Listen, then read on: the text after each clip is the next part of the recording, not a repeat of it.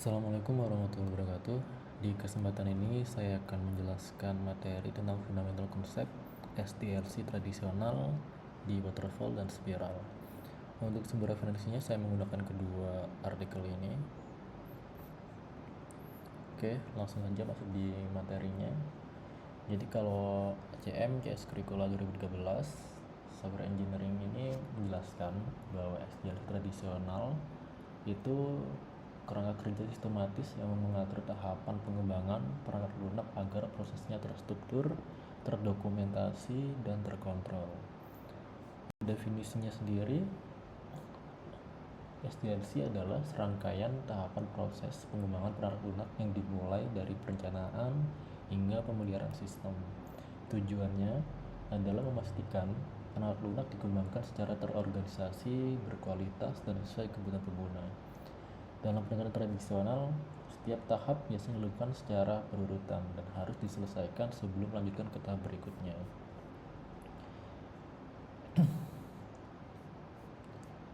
Oke, kita langsung bahas di elemen kuncinya. Nah, di sini ada 3. Yang pertama dari traceability atau keterlulusan antar fase.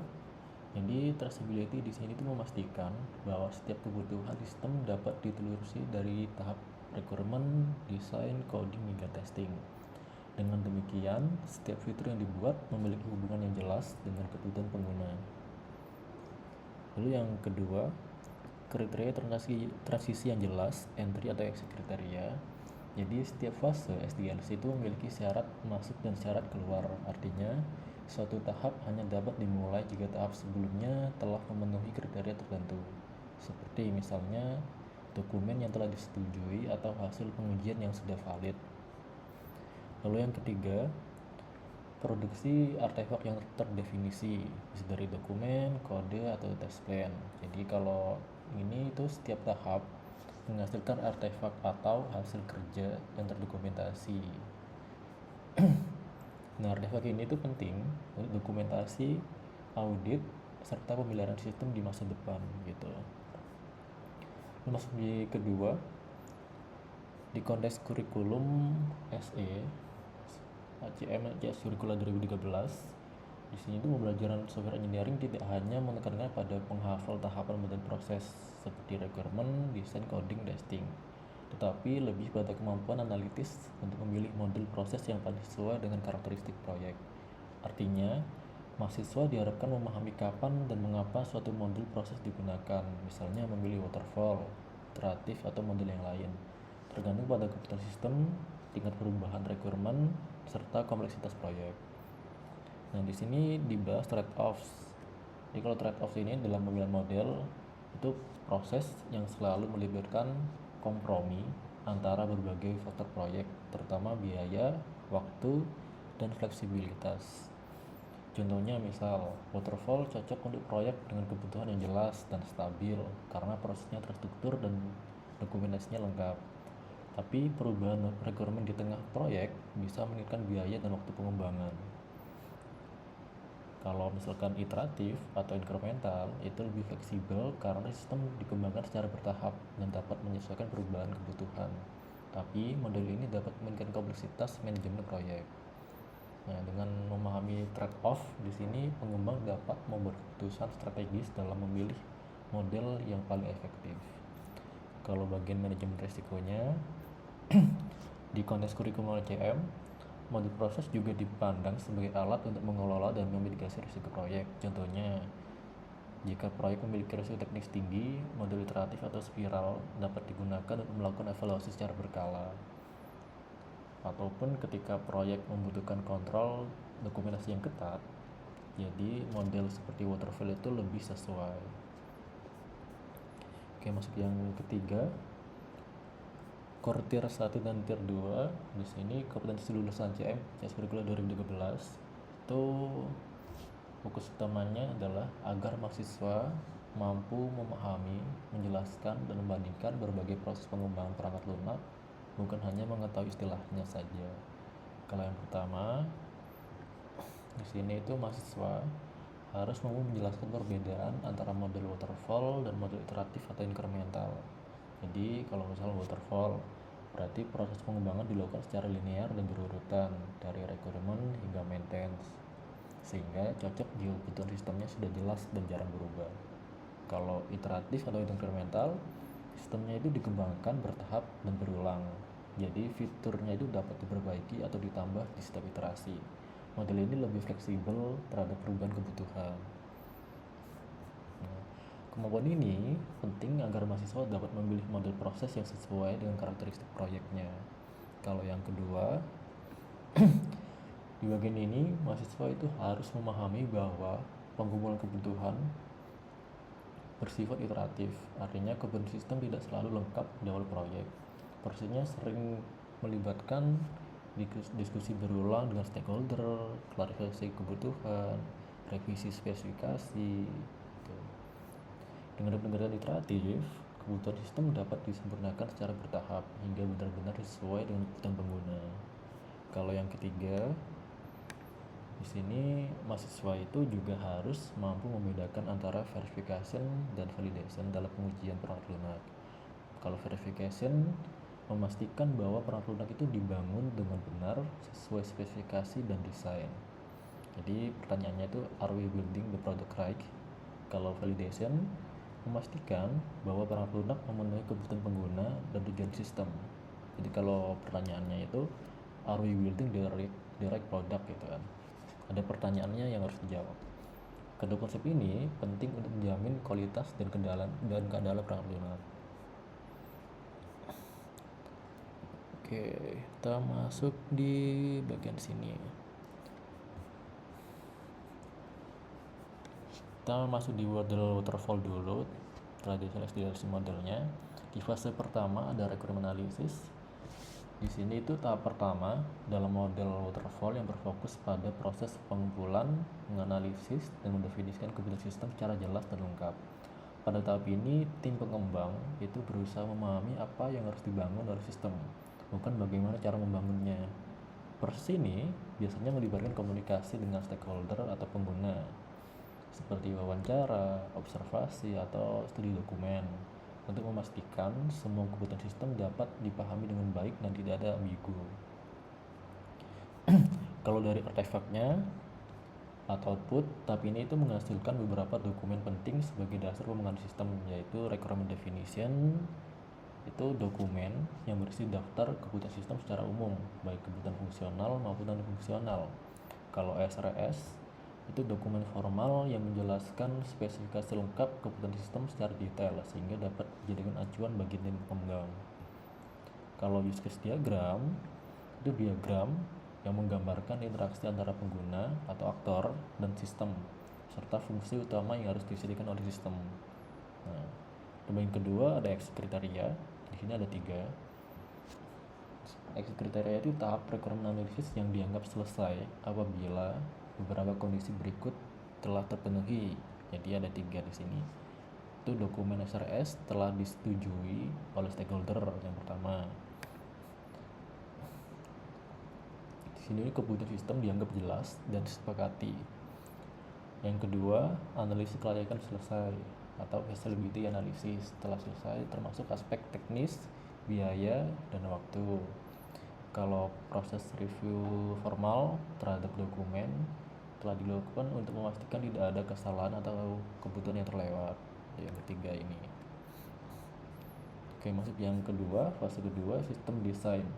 Di sistem desain ini tahap dalam model waterfall yang bertujuan menerjemahkan kebutuhan sistem yang telah didefinisikan pada fase sebelumnya menjadi rancangan teknis perangkat lunak.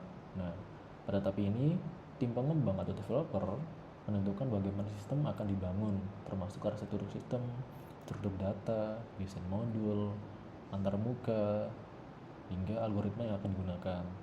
Fase ini menjadi jembatan antara requirement dan proses coding, sehingga rancangan sistem itu harus cukup jelas agar dapat diimplementasikan oleh programmer. Nah, kalau dari level design ada 2. Di high level design itu menggambarkan sistem secara keseluruhan, termasuk pembagian sistem ke dalam modul atau komponen utama, hubungan antar modul, hingga teknologi atau platform yang digunakan. Nah, kalau yang low level design di sini tuh menjelaskan detail teknisnya dari setiap komponen atau modul. Jadi kalau ini itu wadahnya, kalau ini isinya begitu. Nah, di sini contohnya itu seperti logika program, struktur data yang digunakan, algoritma yang akan diimplementasikan. Lalu kita bahas artefak atau outputnya. Di output di sini ada SDD, Software Design Doc. Itu dokumen yang menjelaskan rancangan, arsitektur sistem, modul, serta cara sistem akan diimplementasikan.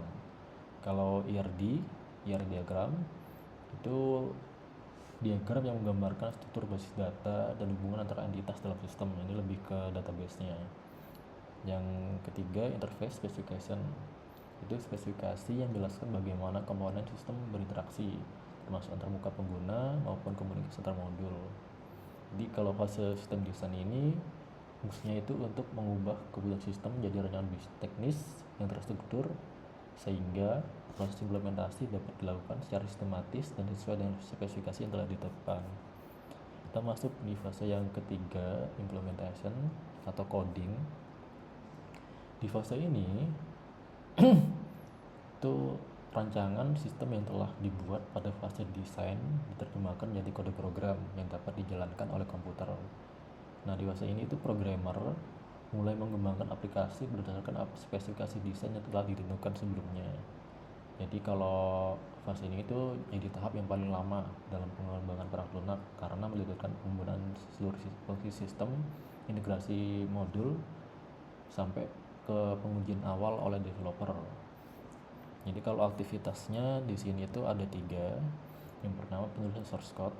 Jadi programmer menulis kode program menggunakan bahasa pemrograman tertentu sesuai dengan desain sistem yang telah dibuat. Misalkan awalnya kalau web based kayak PHP atau JS gitu kan ditentukan dari awal. Lalu code review atau peer review.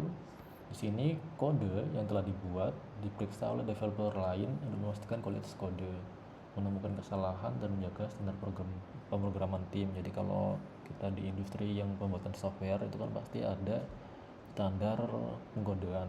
Nah, standar pengkodean itu sebagai acuan utama dalam pembuatan kode.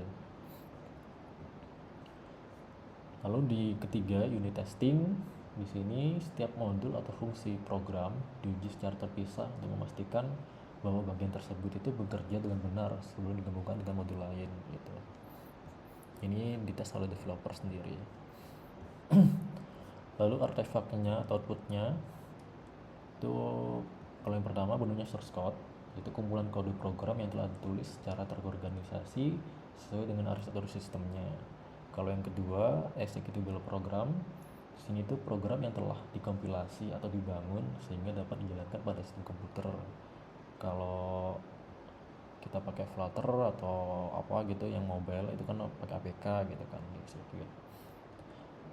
Jadi sebelum dieksekusi programnya otomatis nggak bisa dites atau nggak bisa diuji. Yang ketiga ada unit test report. Di sini laporan hasil pengujian unit yang menunjukkan apakah setiap modul program telah berfungsi sesuai dengan yang diharapkan. Lalu masuk di keempat, fase 4 ini testing dan deployment. Jadi di sini itu tahap dalam waterfall yang bertujuan memastikan perangkat lunak bekerja dengan benar, bebas dari kesalahan atau defect, dan sesuai dengan kebutuhan yang telah didefinisikan dalam dokumen SRS sebelum digunakan oleh pengguna. Pada fase ini, sistem yang telah dikembangkan diuji secara menyeluruh untuk memastikan semua fungsi itu berjalan dengan baik sesuai spesifikasi dan siap digunakan di lingkungan secara real gitu kan. Nah, jenis pengujiannya ada 3. Yang pertama ada integration testing. Di sini menguji interaksi antar modul atau komponen sistem untuk memastikan bahwa modul yang telah dikembangkan dapat bekerja bersama dengan baik. Kalau yang kedua, system testing, ini menguji keseluruhan sistem secara lengkap untuk memastikan bahwa seluruh fungsi sistem berjalan sesuai dengan kebutuhan yang telah ditentukan. Kalau UAT, ini menguji atau pengujian yang dilakukan oleh pengguna atau stakeholder untuk memastikan sistem sudah benar-benar memenuhi kebutuhan bisnis dan siap digunakan. Lalu setelah dilakukan pengujian akan masuk di fase deployment. Nah, kalau deployment ini setelah sistem berhasil melewati tahap pengujian, otomatis akan dilakukan deployment ke server. Jadi istilahnya projectnya akan di-up ke server gitu.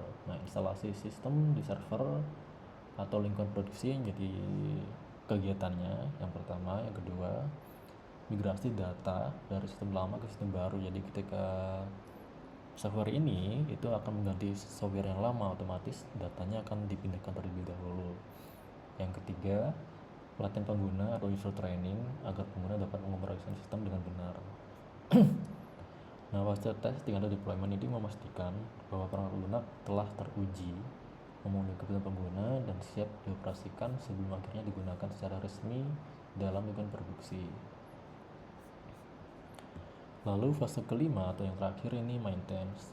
Jadi maintenance di sini itu tahap terakhir dalam model waterfall, dilakukan setelah sistem digunakan oleh pengguna. Fase ini sering menjadi fase terpanjang dalam siklus hidup perangkat lunak karena sistem harus terus dipelihara selama masih digunakan. Tujuan utamanya tahap ini itu memperbaiki kesalahan yang ditemukan setelah sistem dirilis serta melakukan peningkatan atau penyesuaian sistem agar tetap relevan dengan kebutuhan pengguna dan perkembangan teknologi. Tipe pemeliharaannya itu ada 3. Yang pertama ada corrective corrective maintenance. Ini dilakukan untuk memperbaiki bug atau error yang ditemukan saat di sistem itu sudah digunakan di realnya. Kalau yang kedua adaptive maintenance, di sini dilakukan untuk menyesuaikan sistem dengan perubahan lingkungan seperti perubahan sistem operasi, perangkat keras, regulasi, atau integrasi dengan sistem yang lain. Yang ketiga ada Preventive maintenance itu dilakukan untuk meningkatkan kualitas atau menambah fitur baru agar sistem lebih efektif dan sesuai dengan kebutuhan pengguna yang berkembang. Nah, lalu pertanyaannya, kapan menggunakan waterfall? Di sini itu waterfall paling cocok digunakan dalam kondisi misal yang pertama, kebutuhan sistem itu sudah jelas dan stabil sejak awal proyek.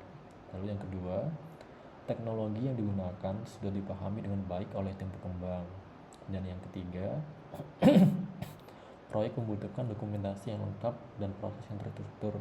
Misalnya, pada proyek pemerintahan, sistem industri, atau sistem yang harus memenuhi regulasi dan standar tertentu. Nah, di fase maintenance ini memastikan perangkat lunak itu tetap berfungsi dengan baik, diperbaiki jika ada kesalahan dan dapat ditingkatkan sesuai dengan kebutuhan pengguna sehingga sistem dapat digunakan dalam jangka waktu yang panjang. Lalu kita masuk di Rex Driven Process Model, yaitu model spiral. Di model spiral, kuadran 1, Objective Definition, itu setiap siklus pengembangan dibagi menjadi beberapa kuadran. Kalau misalnya kuadran pertama itu lebih fokusnya pada menentukan tujuan yang ingin dicapai pada iterasi atau siklus pengembangan ini. Jadi kalau di sini tim proyek itu mengidentifikasi tujuan bisnis dan tujuan teknis dari sistem yang akan dikembangkan misalnya, ataupun yang lain ya. Misalkan tim itu pengen mengevaluasi beberapa alternatif solusi yang mungkin digunakan untuk mencapai tujuan tersebut. Jadi kalau aktivitas utamanya ada 3. Yang pertama, identifikasi tujuan bisnis dan teknis, yaitu menentukan apa yang ingin dicapai oleh sistem pada iterasi ini, baik dari sisi fungsi sistem maupun kebutuhan organisasi. Lalu yang kedua, identifikasi alternatif implementasi. Misalnya memilih desain arsitektur yang berbeda, desain A versus desain B, lalu memilih antara pengembangan sistem tersendiri atau build, atau memilih solusi yang sudah ada atau buy gitu. Yang ketiga, identifikasi batasan. Mengidentifikasi faktor pembatas proyek seperti biaya, jadwal pengembangan, atau dari estimasi waktunya, ataupun dari keterbatasan teknologi atau antarmuka sistem, interface constraints. Artefaknya atau output dari tahapan ini dihasilkan yaitu dokumen kebutuhan awal sistem, analisis kendala atau pada sistem, dan daftar alternatif solusi atau penekanan desain. Jadi dokumen-dokumen ini kemudian digunakan pada tahap berikutnya dalam model spiral untuk menganalisis risiko dan menentukan solusi terbaik. Gitu.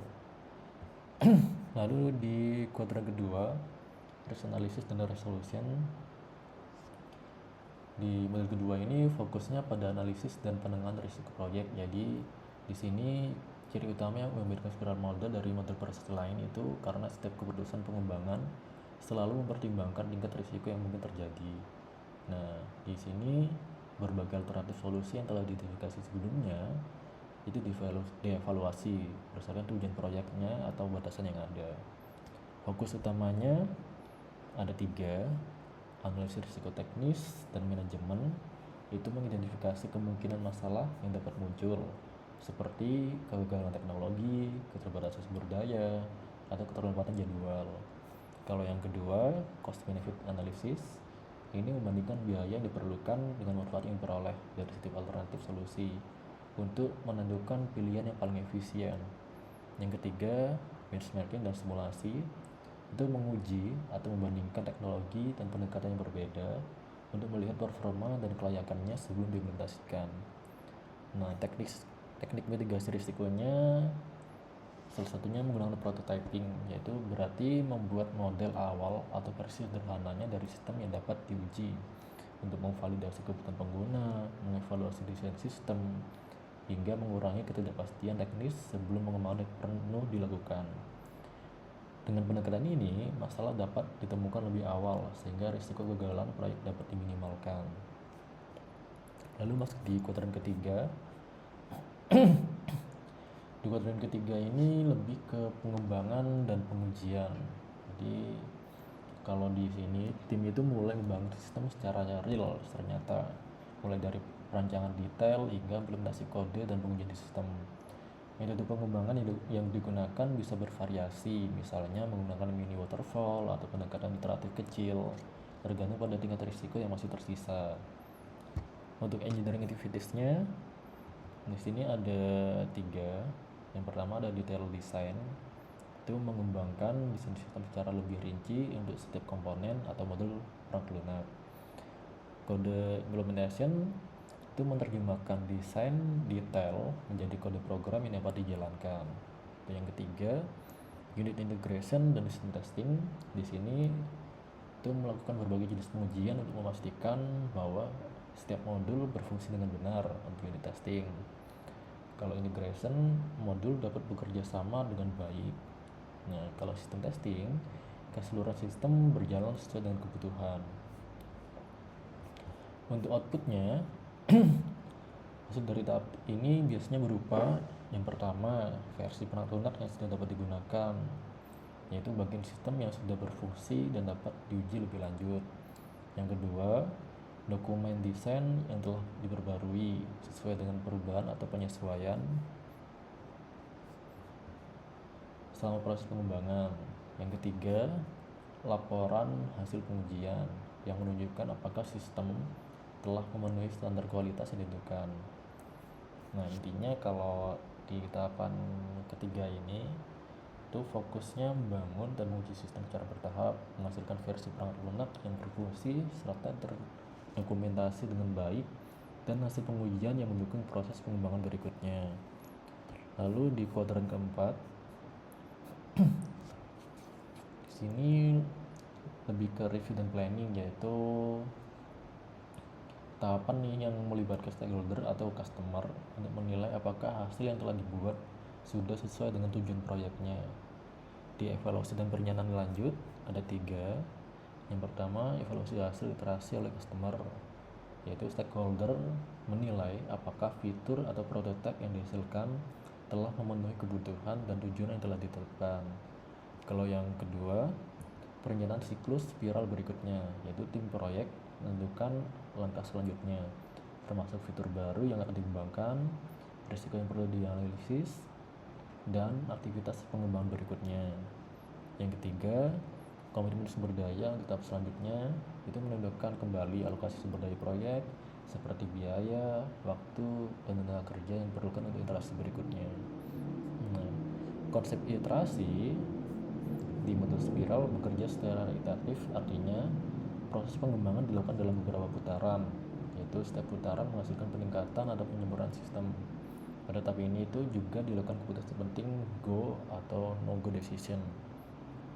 Kalau go itu proyek dilanjutkan ke siklus spiral berikutnya.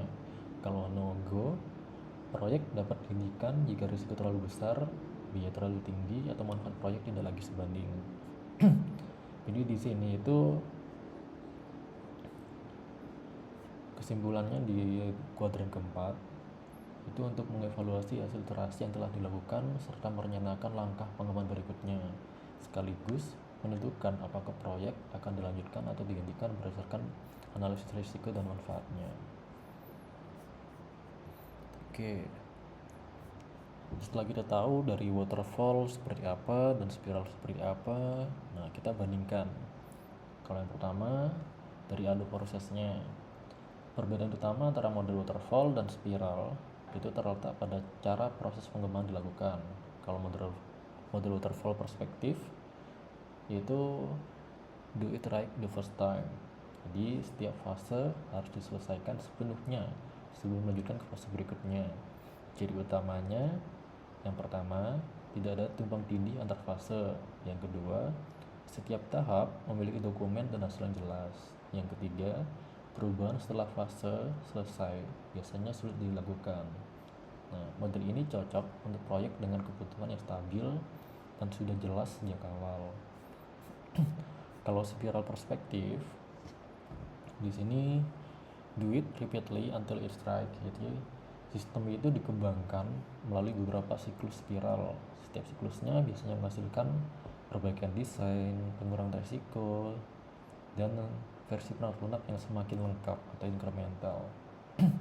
Pendekatan ini memungkinkan tim itu untuk belajar dari setiap iterasi dan memperbaiki sistem secara bertahap. Jadi kalau implikasinya, waterfall memberikan milestone proyek yang sangat jelas, misalnya tanggal tertentu dokumen desain atau requirement harus selesai. Kalau spiral memungkinkan tim menghasilkan prototipe atau versi awal sistem lebih cepat sehingga pengguna dapat memberikan umpan balik sejak awal. Dan yang kedua, dari penanganan risiko, perbedaan paling dasar ini antara modul waterfall dan spiral terletak pada cara menangani risiko dalam proyek pengembangan proyek lunak. Kalau penanganan waterfall terhadap risiko itu berasumsi bahwa sebagian besar risiko dapat dikurangi melalui perencanaan yang matang di awal proyek, terutama pada tahap analisis kebutuhan dan desain. Jika semua kebutuhan sudah jelas sejak awal, proses pengembangan dapat berjalan secara terstruktur hingga selesai. Nah, tapi di pendekatan ini memiliki beberapa risiko antara lain. Yang pertama, salah memahami requirement. Kesalahan dalam memahami kebutuhan pengguna sering baru terlihat pada tahap akhir ketika sistem sudah hampir selesai. Jadi biasanya risiko itu ada yang munculnya belakangan. Yang kedua, Big Bang integration failure, atau karena integrasi sistem itu biasanya dilakukan di tahap akhir. Jadi kegagalan integrasi dapat muncul secara tiba-tiba dan sulit diperbaiki tanpa biaya yang besar. Nah, kalau pendekatan spiral terhadap risiko itu tidak bisa sepenuhnya dihilangkan di awal, sehingga harus dikelola secara aktif sepanjang proses pengembangan. Beberapa teknik mitigasi risiko yang digunakan di spiral itu pertama dari prototyping di setiap awal iterasi. Jadi membuat prototipe atau model awal untuk menguji konsep sistem sebelum pengembangan penuh dilakukan.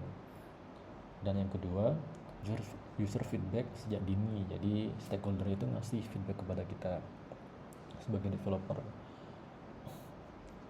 agar kebutuhan sistem dapat diverifikasi dan diperbaiki secara bertahap. Secara kesimpulannya, waterfall itu mengandalkan perencanaan awal yang sangat detail untuk mengurangi risiko, sedangkan spiral mengelola risiko secara berkelanjutan melalui iterasi, prototyping, dan umpan balik penggunanya atau feedback. Yang ketiga, dari perubahan requirement, misalnya nih dari studi kasus e-commerce app gitu ya, perubahan kebutuhan atau requirement change sering terjadi karena dalam proyek itu cara menangani perubahan berbeda antara model waterfall dan model spiral. Kalau model waterfall, perubahan requirement di tengah proyek biasanya sulit dilakukan karena setiap fase harus selesai sebelum lanjut ke fase berikutnya. Kalau klien ingin mendapatkan fitur baru, misalnya live tracking, di aplikasi e-commerce, maka tim itu harus membuat change request secara formal. Nah, proses ini itu melibatkan yang pertama, evaluasi dampak perubahan terhadap desain dan kode. Yang kedua, revisi dokumen requirement dan desain.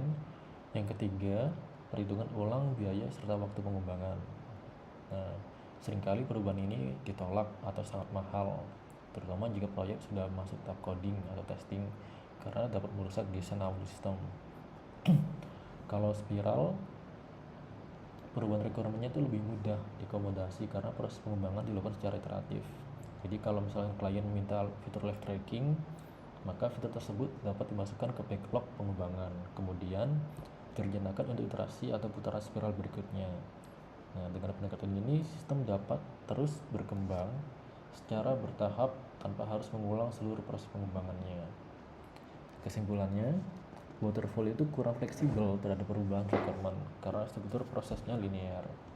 Sedangkan kalau spiral lebih fleksibel karena perubahan dapat dimasukkan ke iterasi berikutnya, sehingga lebih cocok untuk proyek dengan kebutuhan yang sering berubah. Masuk di dokumentasi. Jadi kalau di sini waterfall itu heavy documentation, jadi berat gitu ya. Jadi sangat bergantung pada dokumentasi yang lengkap dan formal. Dokumennya seperti SRS dan STD menjadi dasar utama dalam setiap tahap pengembangan. Dokumen ini itu berfungsi sebagai kontrak antar fase. Artinya, setiap tahap pengembangan harus mengikuti spesifikasi yang telah ditulis sebelumnya. Karena itu, jika terjadi kesalahan dalam dokumen requirement atau desain, maka produk yang dihasilkan juga berpotensi salah. Spiral Adaptive Documentation. Nah, kalau di model spiral, dokumentasi bersifat lebih adaptif dan fleksibel. Fokus utamanya bukan pada banyaknya dokumen, tetapi pada hasil kerja nyata dan pengelolaan risiko proyek. Dokumen tetap dibuat, tapi biasanya itu disesuaikan dengan tingkat risiko proyek. Pendekatan ini dikenal sebagai risk-driven documentation, yaitu dokumentasi dibuat secukupnya untuk mendukung analisis risiko dan pengaman sistem. Kesimpulannya, waterfall menggunakan dokumentasi yang sangat lengkap dan formal sebagai dasar pengembangan, sedangkan spiral menggunakan dokumentasi yang lebih fleksibel dengan fokus pada pengelolaan risiko dan pengembangan produk lunak secara bertahap. Dari estimasi biaya dan waktu, kalau dari waterfall itu fixed price friendly. Jadi di sini cocok untuk proyek dengan kontrak harga tetap atau fixed price. Hal ini karena ruang lingkup proyeknya atau scope-nya biasanya sudah ditentukan dan dikunci sejak awal melalui dokumen requirement. Dengan scope yang jelas, tim proyek itu dapat yang pertama menghitung biaya pengembangan secara detail. Yang kedua, menentukan jadwal proyek yang lebih pasti. Yang ketiga, membuat perencanaan sumber daya yang terstruktur. Nah, pendekatan ini sering digunakan pada proyek pemerintah atau tender resmi yang membutuhkan anggaran dan jadwal yang sudah ditetapkan sejak awal. Kalau spiral ini lebih ke time dan material friendly. Jadi model ini lebih cocok untuk kontrak time dan material, tim dan material, yaitu biaya proyek dihitung berdasarkan waktu kerja dan sumber daya yang digunakan. Karena pengembangan itu dilakukan secara iteratif. Ruang lingkup proyek dapat berkembang seiring waktu, akibatnya biaya total proyek sulit diprediksi secara pasti di awal, tetapi sistem dapat dirilis secara bertahap. Jadi kalau waterfall itu satu software seluruh fitur harus sudah jadi baru dites atau diujikan. Kalau spiral per fitur ketika selesai langsung bisa diujikan gitu. Kalau kesimpulannya, waterfall lebih cocok untuk proyek dengan scope yang jelas, anggaran ketat, dan jadwal yang pasti. Kalau spiral lebih fleksibel untuk proyek yang kebutuhannya berkembang, meskipun estimasi biaya dan waktu di awal lebih sulit dipastikan. Oke, sekarang masuk di kesesuaian proyek. Nah, di sini pilih waterfall jika yang pertama, requirement itu sangat jelas dan jarang berubah karena semua komponent sistem sudah didefinisikan secara lengkap sejak awal sehingga proses pengembangan dapat berjalan secara berurutan.